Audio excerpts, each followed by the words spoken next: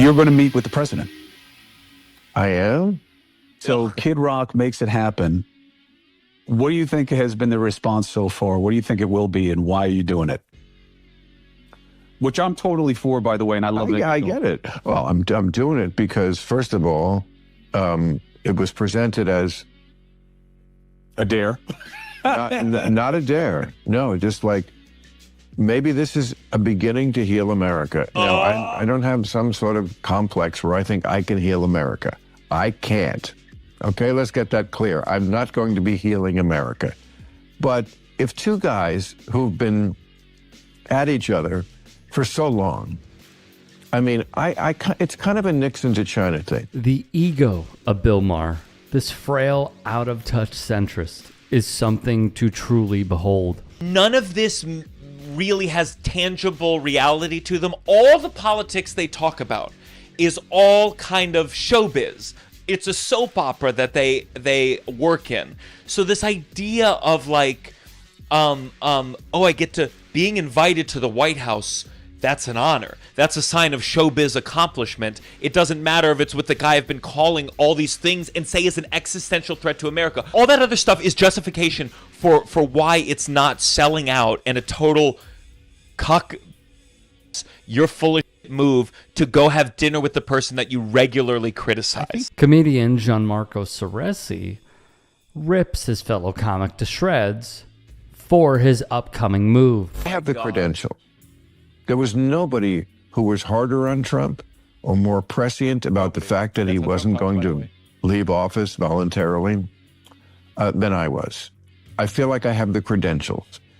But they also respect me because I'm honest about the woke train to crazy town. The woke train to crazy. And I don't shrink from that. And I've also lost a lot of fans for that. The woke people have left the building, and I'm willing to make that sacrifice. Soresi seems to have a point. It is all theater. None of this matters to Maher, and the look on Cuomo's face is telling. They truly believe this is the path, when it certainly is not. Their bottom line is success. Why is the White House an honor if you're a comedian? But he's saying like, hey, maybe, don't get rid of abortion. Yeah. And think that Trump's going to be like, wow, Bill, we had this real conversation. Yeah. This is exactly the point. Does Bill Maher, like so many others, truly believe they are going to change hearts and minds with a fascist dictator like Donald Trump? Maher's affection for the meeting is akin to Mika Brzezinski and Joe Scarborough meeting with Trump at Mar-a-Lago. Hey guys, quick break in the action. I have a new show coming out called The Rick Strom Show. It is going to be awesome. I'm interviewing musicians, athletes, producers, writers, journalists, authors, sports doctors. Go check it out at youtube.com/@TheRickStromShow. Also be sure to throw me a follow on Instagram, Threads, Blue Sky. It can all be found in the description box below. Thank you. I just think to meet somebody, first of all, it's an honor to be invited to the White House. Yes, it is. And I've already had a couple of people who I said to them, I'm just going to take it as a backhanded compliment that you glide right past the idea that little Bill Maher from Rivervale, New Jersey, just a humble kid from the suburbs, was invited for a private dinner to the White House. You glide right past that to how dare you talk to him. And that you're not impressed by it at all. I'm impressed by it a lot. I'm impressed the out of it. I get to go to the White House, and yes, that is the structure of this dinner, is just let's talk. Bill Maher is a lot of things, okay? One thing he is not, humble. Little Bill Maher from New Jersey is trying to give us an image of him being in the Sandlot and listening to America the Beautiful. You know what I say? GTFO. Here's what I think is fascinating. Bill Maher, for one of the only times I've ever seen being filmed, is being vulnerable. And in that vulnerability, you're seeing what a sack of hypocritical shit he actually is. Yeah. He keeps going, nobody called Trump like this. Nobody would have thought that he'd try to go to run again. Nobody thought that he wouldn't accept the election results except for me. Shut the up. That's how and that's why he loves Trump, because they're both No one should say nobody did this but me. What the are you talking about? Yeah. You think you're the only one that thought Trump was a danger? You thought you were the only Democrat who was transphobic? You think you're the only one. There's all these legacy things that are broken, and the outside still looks kind of nice, but I promise on the inside, it's filled with the dumbest mother in the world running the country. It is not noble to walk in there. I'm sorry that maybe your dad would have been impressed by this, or your grandfather, or old people used to have pictures with the president. Grow the up. We know too much now for any of this to be an honor.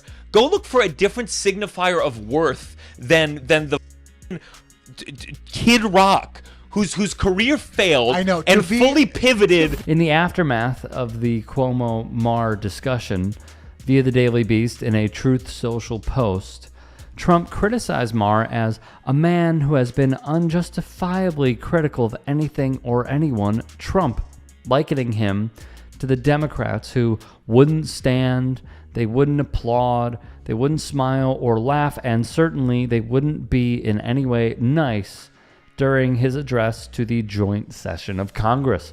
Who knows, though? Maybe I'll be proven wrong. In any event, I'm doing a favor for a friend, he would say.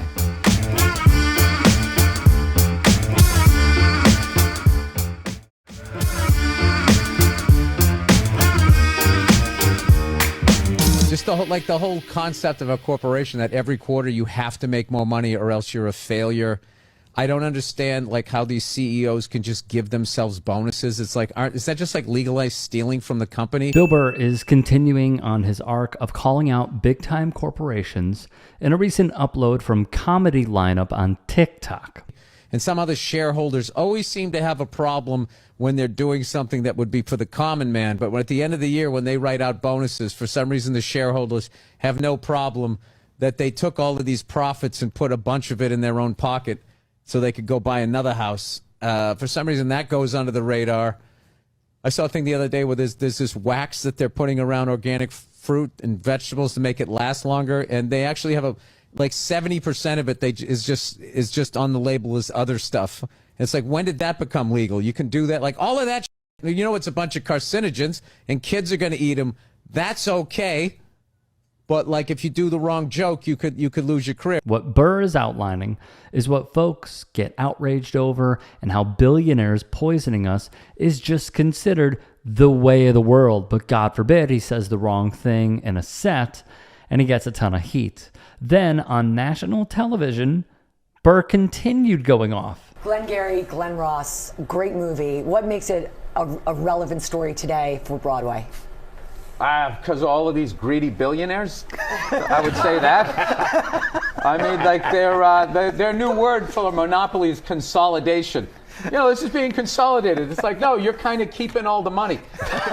And then you're blaming people with no money. It's kind of a weird time. But I also think it's an opportunity just because, if it's an intolerant time, doesn't mean you can't be a nice person and try to help out other people. And he would have more to offer the audience and cast of Good Morning America. But now I feel like they're doing that a lot now. Pitting people against each other seems to be this big thing. I don't know. I can't understand having $1 billion and then just being mean to people or being upset with the country. It's I kind of think it's working for you. You got $1 billion. What is the problem? How much better does it have to get for you?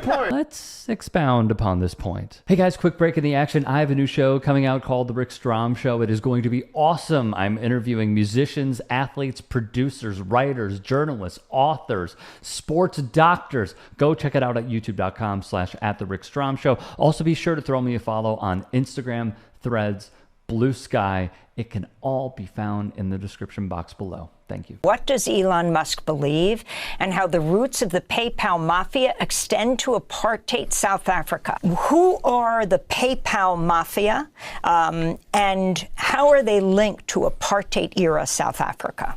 Well, they're a group of men who are at the top, the founding of PayPal. all of whom in some way or other grew up in South Africa as children. You've got Musk himself, who was born in South Africa and lived there, went to high school there until he was 18 and then moves to Canada. You've got Peter Thiel, who was a co-founder with Musk of PayPal. Thiel was born in Germany but brought to South Africa as a young child. He went to school in Swakopmund, which was notorious as probably the last place on the planet where people still openly greeted each other with Heil Hitler and celebrated Hitler's birthday. He went to a German school there. Before moving to the United States. You've got David Sachs, who was born in Cape Town. Musk's grandfather, Canadian grandfather, had been the head of the Canadian branch of a political movement in the 1930s called Technocracy Incorporated, which in essence wanted to scrap democracy in the United States and Canada and have technocrats rule the country, which might sound familiar. That becomes a de facto fascist party, is banned during the Second World War, and then the grandfather moves to apartheid South Africa, having had no connection to the place, in 1950 because he likes the sound of apartheid. I wasn't surprised that he then tries to pretend it wasn't what it was, and he comes up with all kinds of other explanations, but I think almost everybody that watched that instantly went, oh, we know what that is, and assumed that Elon knew what it was as well.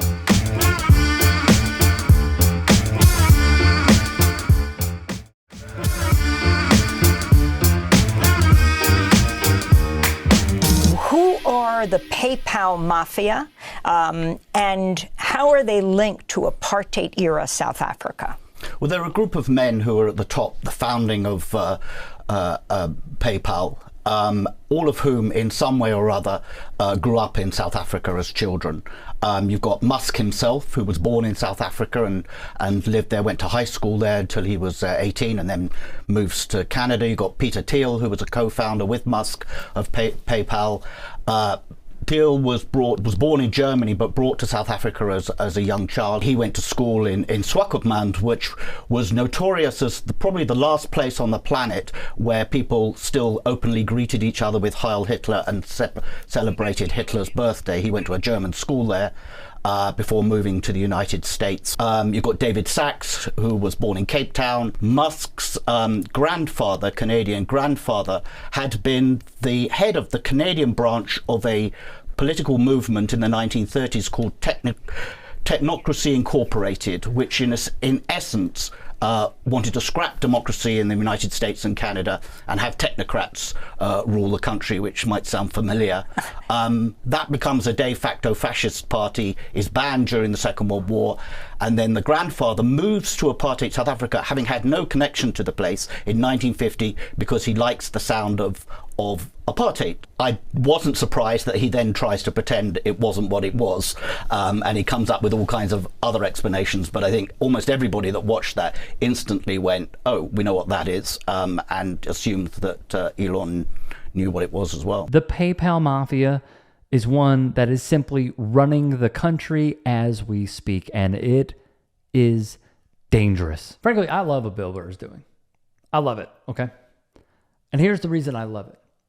It's because as we see this ecosystem of media eroding right in front of our eyes, where the journalists are viewed as boring, and The Undertaker even said on his podcast, oh, Mr. Trump, you made politics fun again. Not supposed to be fun. It's supposed to be engaging. There's supposed to be protest. There's supposed to be activism. We are supposed to, at least on a surface level, come together to make the American people's lives easier, not harder.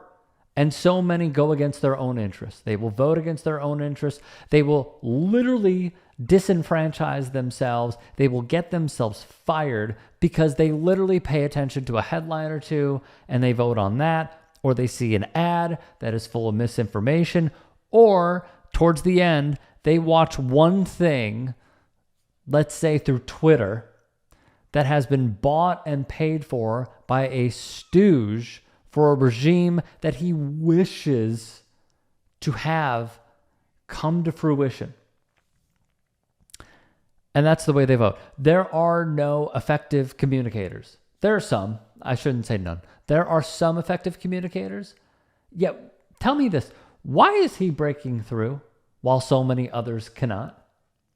It's because he's relatable. It's because he's angry. It's because he's funny. He does it with a comedic approach. And he seems relatable and reasonable. Calling out billionaires, yeah, that's what we should be doing. But the issue is one side of the aisle literally wants to suck up to them as much as possible because they believe that they will be that someday. And they won't. They won't. 99.999999999% of them will not. Will not. But that's who they're advocating for. That's what they want. So I find all of this, you know, I'm watching clips of the Benny Johnsons right now. And if you know that name, you should be rolling the F out of your eyes because he is bought and paid for, according to the reports, by Russian state media. And him saying about all of the Trump economic plan and him tanking the economy, in my opinion, on purpose, him saying, what does it cost you to have your freedom as an American? Don't you want to be patriotic? This is the most patriotic thing you could do. You're not losing anything except money. Huh? I find it so interesting that the Republican base, the MAGA base rather, lets Trump get away with anything and everything. And they consider him a non-elitist. He is an elitist. It's insane. So Burr talking about this stuff and the irony of him getting flack for telling an off-putting joke, depends on the joke, honestly, and a corporation poisoning us and not receiving any of the backlash, it's because people don't care.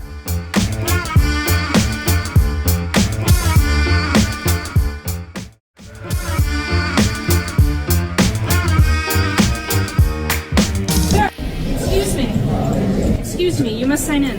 What's that? You must sign in. What is that? You have to sign in for town meeting. Either a registered voter, you can sign in with the poll pad, or you're a visitor and you have to sign in using a visitor pass. You have to sign something to go to a public meeting? Yes. Really? Yes. No thanks. It's the law. It's not the law. I will. Oh, she's snitching. She's snitching. Hey, excuse me. Hi. You need to sign in as a visitor, please. You can't be in this area. No, it's a public meeting. It's a public area. Please leave me alone. You have. Can you please leave me alone? You have to sign I'm in. trying to, ma'am. I'm trying to work here. Excuse me. I am working here. Can you also. stop? I'm trying to work. I am working here also. Okay, go up there and work. No. This video was taken by James Freeman, a constitutional activist.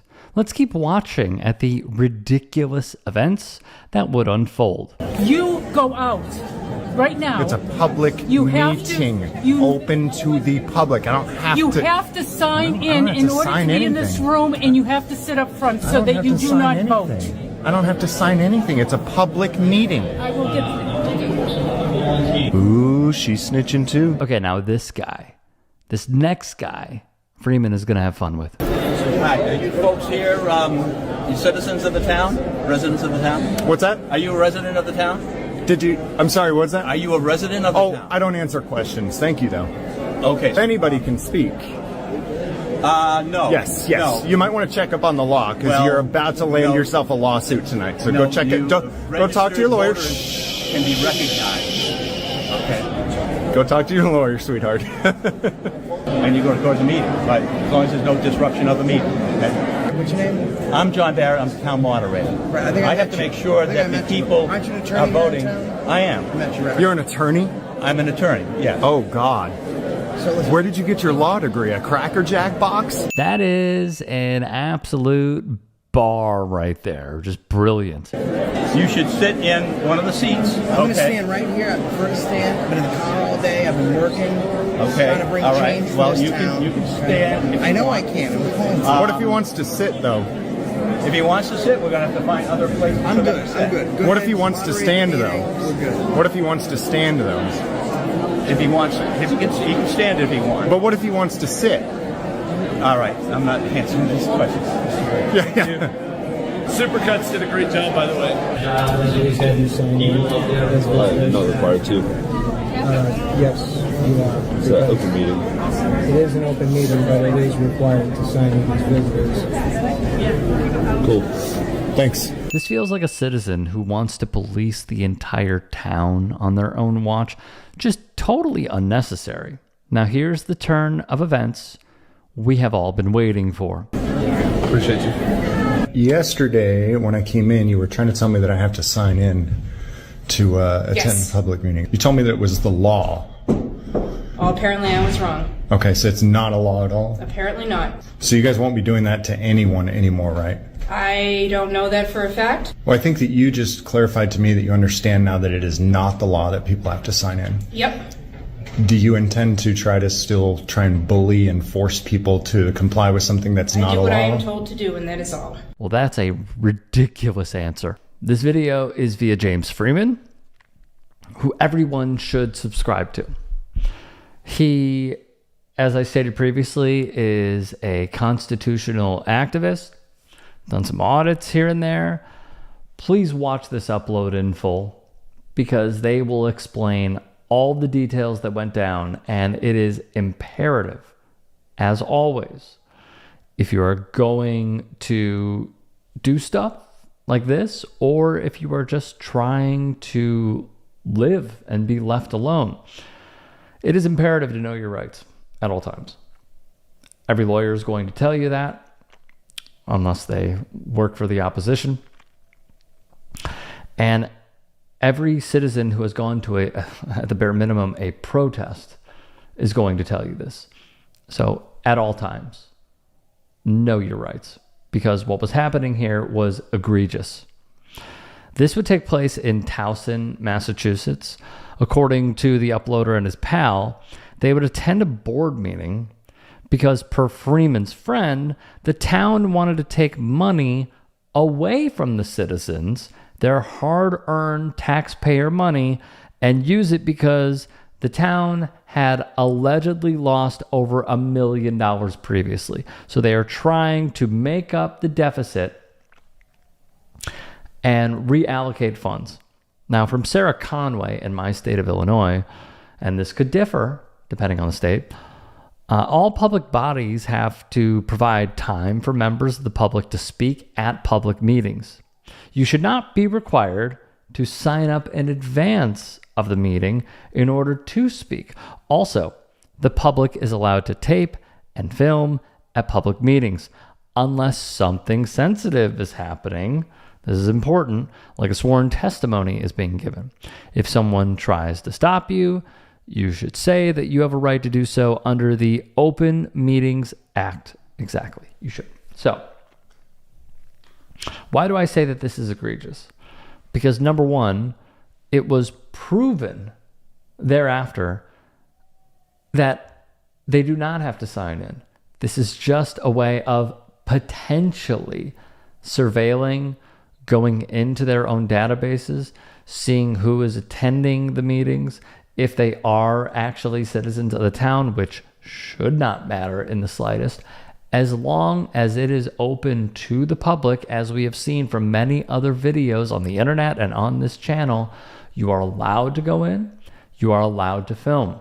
Those that are trying to stop you are opening themselves up to a humongous lawsuit.